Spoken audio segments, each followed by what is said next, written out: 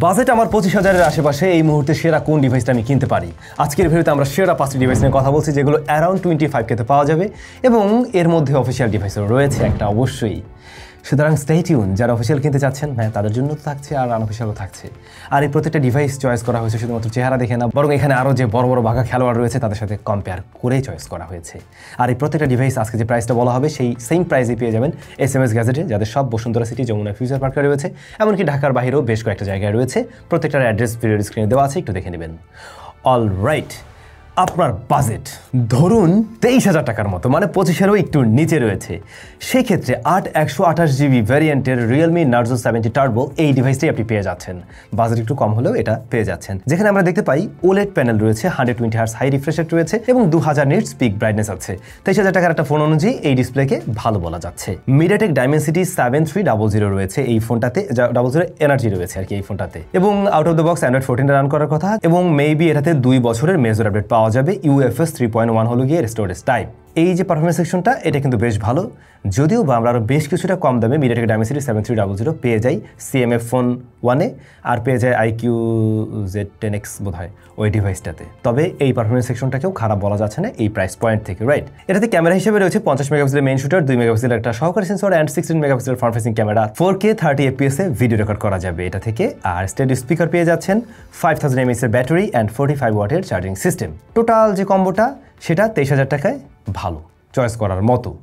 By the way, আজকের ভিডিওতে যে ফোনগুলো নিয়ে আমি কথা বলছি এই প্রত্যেকটা ফোনের ফুল রিভিউ আমাদের চ্যানেলে দেওয়া আছে। আপনি এখান থেকে যেটাকে চয়েস করবেন ওইটার ফুল রিভিউটা কাইন্ডলি একটু দেখে নেবেন, তাহলে আপনি আরও ইন ডিটেলে জানবেন। কারণ এই ভিডিওতে আমি রিভিউর মতো করে বলছি না, জাস্ট কোন ফোনটা সাজেশন, মানে এটা একটা সাজেশন ভিডিও বলতে পারেন।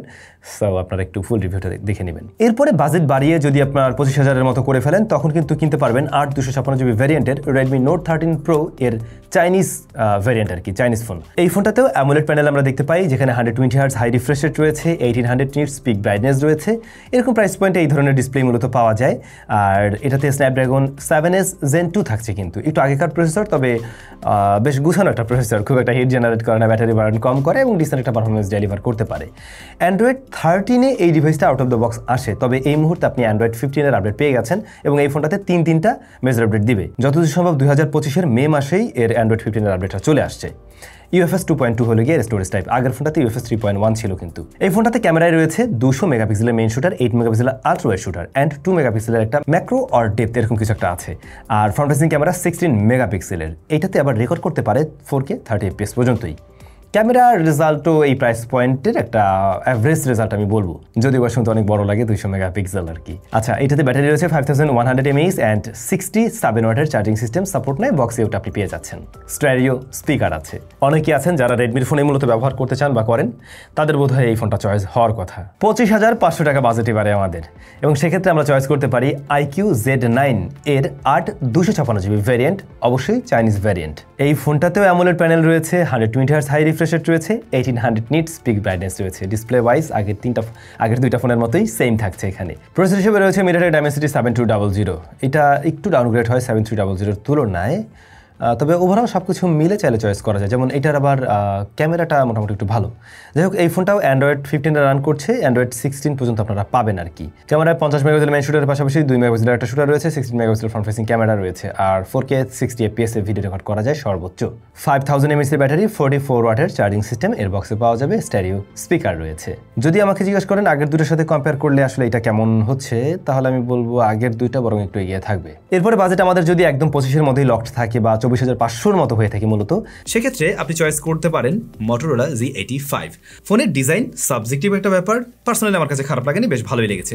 OLED প্যানেল রয়েছে এখানে, 1 বিলিয়ন কালার সাপোর্ট করে, 120Hz হাই রিফ্রেশ রেটের। তবে আমি শুনলাম এই ফোনটাকে একটু যত্নশীল হয়ে ব্যবহার করা উচিত নাকি। তো এর যে OLED প্যানেলটা, এটা কিন্তু বেশ শার্প এবং খুবই কালারফুল একটা ডিসপ্লেটা আই হোপ ম্যাক্সিমাম মানুষের কাছেই ভালো লাগবে, এবং 120Hz ঠিকভাবে পুশ করে আমাদের টেস্টিং আমরা তেমনটাই পেয়েছিলাম। তবে এটাতে প্রসেসর হিসেবে রয়েছে Qualcomm Snapdragon 6S Gen 3, UFS 2.2 হলো গিয়ে স্টোরেজ টাইপ। এই প্রসেসরটা একেবারে ডিসেন্ট একটা প্রসেসর, যার থেকে আপনি রেগুলার পারফরমেন্স বেশ ভালো পাবেন, টুকটাক চাইলে গেমিং টেমিংও করতে পারবেন, অসন্তুষ্ট করবেন আপনাকে। আর 50 মেগাপিক্সেলের মেইন শুটার, 8 মেগাপিক্সেলের আলট্রা ওয়াইড শুটার রয়েছে এবং ফ্রন্ট ফেসিং ক্যামেরা 32 মেগাপিক্সেলের শুটার। মোটরোলার এই যে কম দামি ফোনগুলো যখন ফার্স্টের দিকে আসতে শুরু করলো, তখন এর ক্যামেরা খুব একটা ভালো রেজাল্ট না দিলেও এই ফোনটা এসে কিন্তু ক্যামেরা মোটামুটি একটা ভালো রেজাল্ট দেয়, বা যখন কিনা আপনি অ্যারাউন্ড 25K বা 26K তে কিনছেন, অসন্তুষ্ট আপনাকে করবে না, বা মোটামুটি একটা ভালো লাইটিং কন্ডিশনে বেশ ভালো ছবি দিতে পারে এই স্মার্টফোনটি। 5000 mAh এর ব্যাটারি রয়েছে এবং 30 ওয়াটের চার্জিং সিস্টেম রয়েছে, যা স্ট্যান্ডার্ড জায়গায় থাকে। ফাইনালি যারা ওয়েট করে আছেন অফিসিয়াল ডিভাইসের জন্য, এই প্রাইস পয়েন্টে একেবারে নতুন একটা ফোন এসেছে, টেকনো স্পার্ক 40 Pro Plus।